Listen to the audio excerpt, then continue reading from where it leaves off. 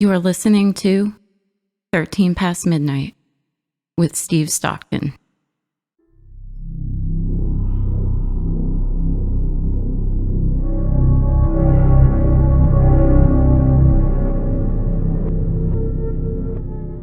The weirdest, creepiest stuff I ever found in the woods happened when I was a teenager.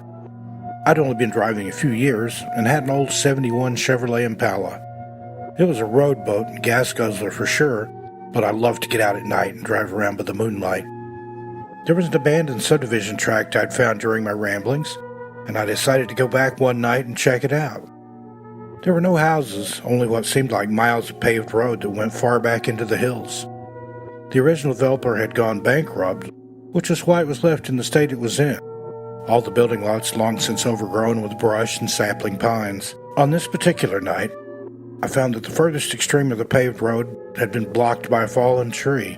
Feeling somewhat adventurous anyway, I got out of my car with a flashlight to see if the tree could be moved. However, it was a beast of an old rotten oak, must have weighed close to a ton.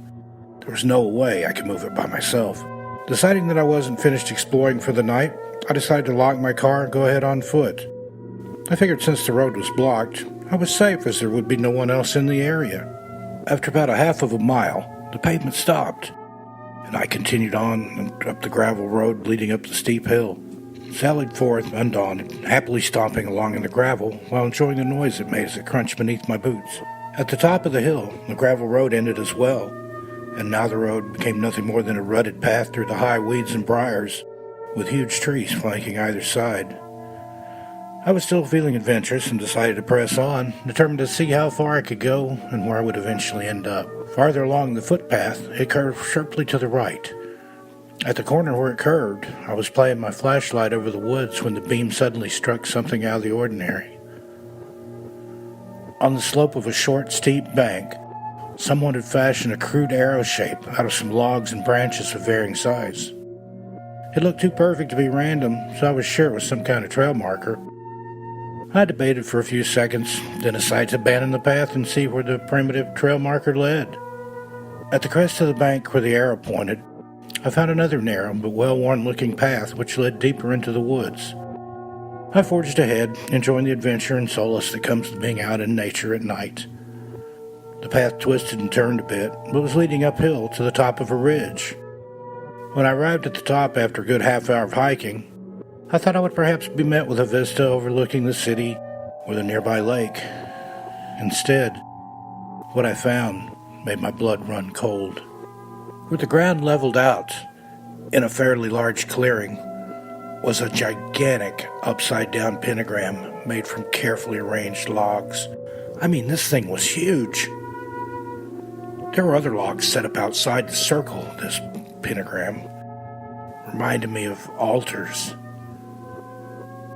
There were also upside-down crosses planted at various spots around the circle. By now, I was actually sweating and shaking a bit, jumping at every sound I heard and playing my flashlight all over the trees, trying to catch sight of anyone who might be hiding. I spotted something in the middle of the pentagram and shined my light on it for a better look. I wish I hadn't.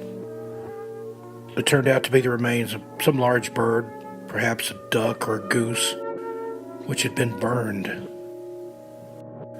I realized that whomever had done all this was serious about it. It was too intricate for just some metalhead kids messing about in the woods. This was some sort of satanic-type cult or group or whatever, which met to perform, apparently, blood sacrifices.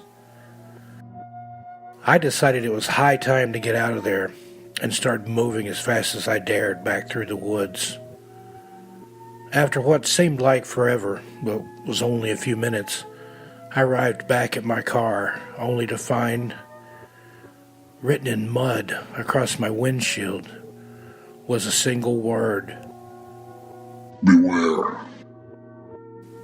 Hurriedly, I grabbed an old t-shirt out of the back seat and scrubbed it off the best I could and then jumped in, silently praying my car would start. Thankfully it did, and I'm sure I broke the speed limit all the way home.